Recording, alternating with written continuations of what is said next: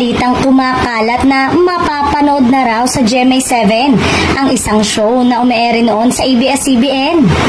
Dahilan kaya nachichismis na magbabalik na sa GMA7 ang kilalang kapamilya star.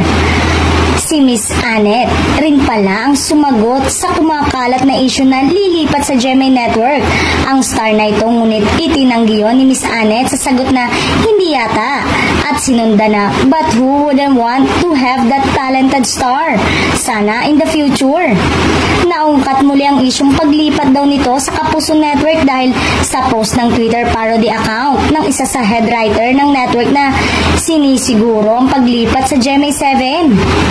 Samantalang, bukod dito, mas pinalalakas pa nila ngayon ng talent management arm ng Kapuso Network ang Sparkle na dating GMA Artist Center.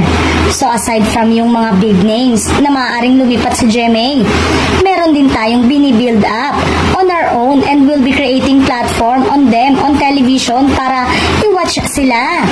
Welcome naman umano kung sino man at kahit saang galing na network sa kanilang tahanan, lalo na umano ngayon na nawala na ang network war sa mga TV network. Hindi na big deal kung mapanood sa ibang istasyon ang kanilang idolo.